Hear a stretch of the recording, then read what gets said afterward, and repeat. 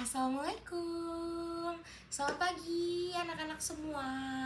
Sudah pada sarapan semua kan ya hari ini? Sudah ada? Oh, ada yang belum.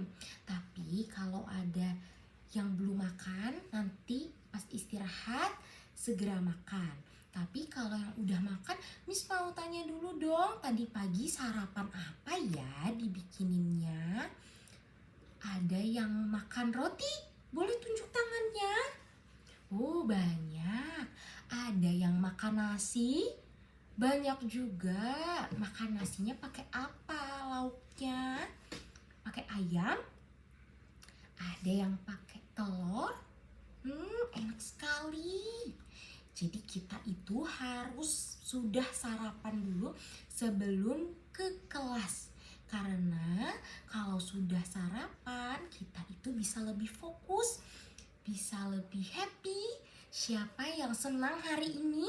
Gimana kalau senang, boleh posenya ceria, tunjukkan jempolnya ke depan. Betul, harus senyum semua. Kalau ada yang sedih atau marah, ada? Semoga nanti setelah sudah pulang dari sekolah sudah tidak sedih, sudah tidak marah gitu ya. Pada pagi hari ini kita akan belajar IPAS mengenai daerahku kebanggaanku. Nah, jadi sebelum itu Miss mau cerita dulu. Jauh sebelum bangsa asing datang, ada yang tahu bangsa asing yang pernah menjajah Indonesia? Jadi sebelum bangsa asing datang, masyarakat Nusantara atau Indonesia itu sudah lebih dulu berinteraksi atau sudah lebih dulu berteman, berbicara, mengobrol melalui perdagangan, melalui jual beli. Lalu selain itu ada juga kerjasama. Jadi dulu itu di Indonesia banyak kerajaan.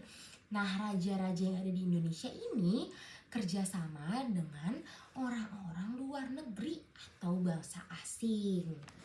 Jadi saat bangsa asing itu datang ya, ada dari Arab, ada dari Tionghoa, ada dari India, Portugis, Inggris sampai dengan Belanda datang ke Indonesia. Karena mereka tinggal lama di sini, jadi ada beberapa percampuran budaya atau yang biasa disebut dengan akulturasi atau percampuran budaya. Budaya yang dibawa oleh bangsa-bangsa asing itu jadi lebih merekat gitu ya. Jadi kayak bisa diterima oleh masyarakat di Indonesia beberapa tahun lamanya gitu ya, karena sudah sering, karena sudah lama mereka ada di sini, jadi timbullah budaya baru dan budaya-budaya tersebut diadopsi oleh bangsa Indonesia atau mempengaruhi masyarakat Indonesia gitu. Nah, karena sudah mempengaruhi itu disebut namanya akulturasi karena ada percampuran dari Indonesia dengan budaya bangsa asing. Tapi nggak cuma dengan bangsa asing aja, ada juga warisan-warisan budaya daerah gitu ya, dari daerah A ke daerah B atau dari bangsa A ke bangsa B gitu. Itu namanya juga akulturasi atau percampuran budaya. Betul.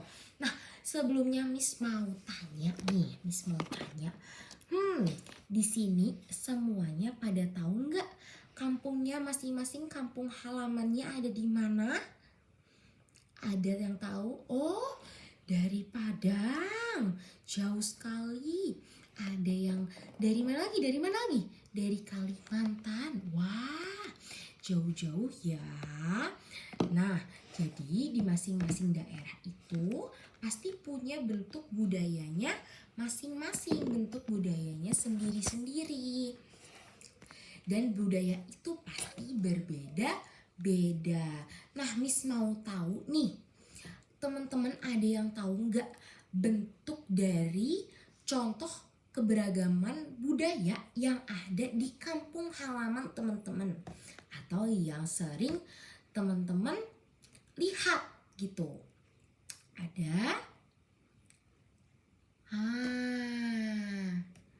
Ada lagi. Betul. Jadi Miss mau kasih tahu kalau ada di daerah Kudus, ada yang kampungnya di daerah Kudus itu ada masjid.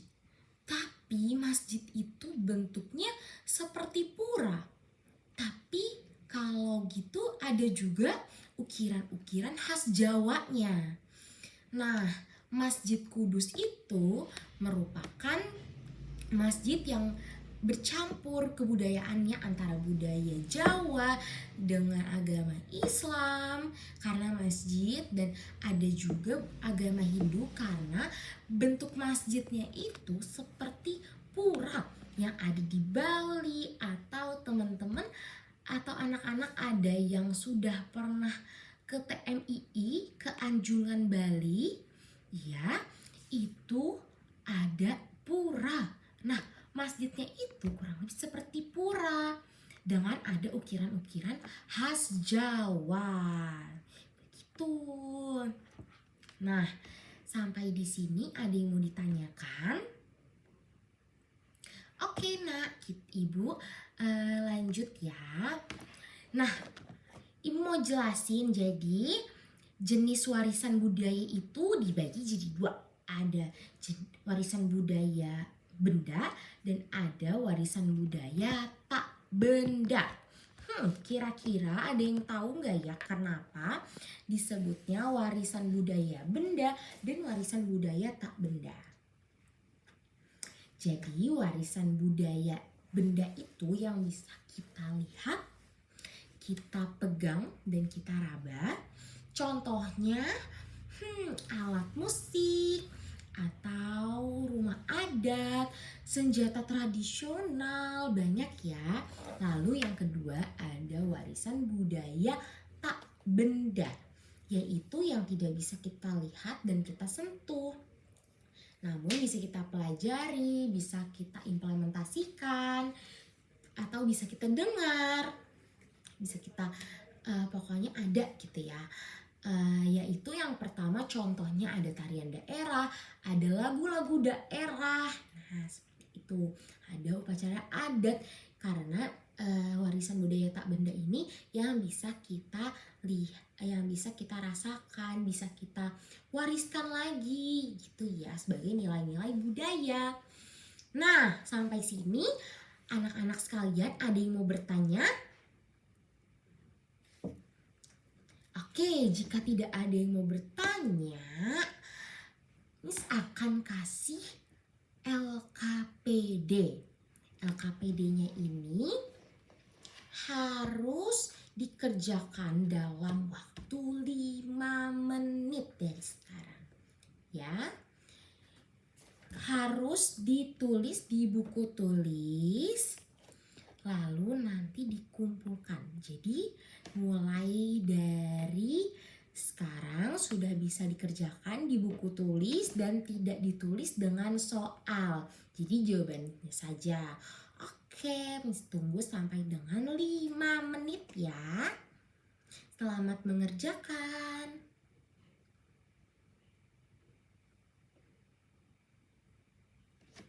Nah, sembari mengerjakan, Miss mau kasih nih video mengenai beragam kebudayaan khas dari setiap provinsi di Indonesia. Beragam kebudayaan khas setiap provinsi di Indonesia. Indonesia adalah negara kepulauan. Secara geografis, Indonesia terletak di antara benua Australia dan Asia, serta di antara Samudra Hindia dan Samudra Pasifik. Sementara secara astronomis, Indonesia berada di 6 derajat lintang utara sampai 11 derajat lintang selatan, dan 96 derajat bujur timur sampai 141 derajat bujur timur. Indonesia punya 2 musim, yaitu musim kemarau dan musim hujan. Negara kita ini disebut sebagai negara kepulauan karena terdiri dari banyak pulau. 5 pulau terbesar di Indonesia adalah Sumatera, Jawa, Kalimantan, Sulawesi, dan Papua. Indonesia dibagi menjadi beberapa provinsi dari Sabang sampai Merauke. Apakah teman-teman tahu ada berapa provinsi di Indonesia? Yap, ada 34 provinsi. Dari 34 provinsi itu, Indonesia punya banyak tempat yang penuh dengan keindahan alam dan sudah dikenal hingga ke luar negeri. Misalnya Danau Toba yang ada di Sumatera Utara. Danau ini terbentuk karena letusan besar gunung pada puluhan tahun lalu dan menjadi danau vulkanik paling besar di Asia Tenggara. Tak hanya itu, Indonesia juga terkenal dengan fauna yang beragam. Salah satunya adalah komodo. Kita bisa melihat hewan yang langka ini di Pulau Komodo, Nusa Tenggara Timur. Selain itu, masih banyak lagi keindahan alam dari Indonesia yang juga didukung dengan berbagai kebudayaan khas dari setiap daerah. Maka itu, bangsa Indonesia disebut sebagai bangsa yang majemuk karena terdiri dari banyak suku, adat, agama, dan bahasa daerah masing-masing. Setiap daerah di Indonesia punya budaya, adat, dan kebiasaan yang berbeda-beda. Hal ini bisa dipengaruhi oleh banyak hal, teman-teman. Salah satunya adalah kondisi geografis. Misalnya, setiap provinsi punya rumah adat, pakaian adat, tarian adat, dan lagu daerah masing-masing. Contohnya Bali yang punya tari kecak, Papua yang punya rumah adat bernama Honai, dan Jawa punya pakaian adat bernama kebaya.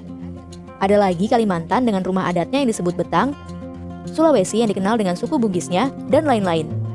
Oh iya, selain itu, Indonesia juga dikenal dengan beragam alat musik tradisionalnya yang khas, bahkan sudah sampai diakui oleh UNESCO. Misalnya angklung, yaitu alat musik yang berasal dari Jawa Barat. Angklung sudah mendapatkan pengakuan sebagai bagian dari World Heritage pada bulan Januari 2011 oleh UNESCO. Selain itu, Indonesia juga dikenal dengan beragam bahasa yang berasal dari berbagai daerah, seperti bahasa Minang, bahasa Sunda, bahasa Jawa, dan masih banyak lagi. Walaupun Indonesia punya beragam bahasa, bahasa yang digunakan secara umum tetaplah bahasa Indonesia yang menjadi bahasa persatuan kita. Semua ini menunjukkan bahwa Indonesia punya banyak sekali perbedaan, tapi kita sebagai masyarakat Indonesia harus bisa menghargai perbedaan itu dan hidup bersama. Hal ini sesuai dengan semboyan negara kita, yaitu Bhinneka Tunggal Ika, yang artinya berbeda-beda tapi tetap satu. Nah, sampai di situ. Oke, sudah ada yang selesai? Kalau belum, boleh ditaruh lebih dulu bukunya, di pulpen dan pensil ditaruh dulu, karena pembelajaran sudah selesai. Ya, sudah selesai. Jadi, boleh ditutup dulu dan akan dilanjutkan nanti. Itu ya, ada yang bisa memberikan kesimpulan pada pembelajaran hari ini? Ayo, siapa yang berani boleh tunjuk tangan? Oke, Aldo. Oke, boleh silakan maju ke depan dan memberikan kesimpulan dari pembelajaran hari ini. Tepuk tangan dulu buat Aldo.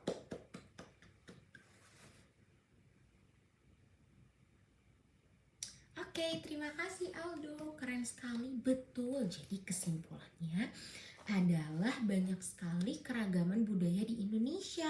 Jadi kita harus toleransi antara satu sama lain dan menghargai budaya yang ada.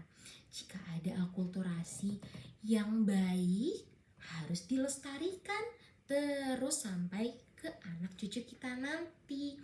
Kalau seperti itu semua sudah paham, boleh kasih jempolnya. Oke, pembelajaran hari ini cukup sekian. Tunis mau terima kasih banyak yang sebesar-besarnya karena anak-anak semua sudah good, sudah hebat, sudah bisa mengikuti pelajaran. Oke, wassalamualaikum warahmatullahi wabarakatuh. Selamat pagi semuanya.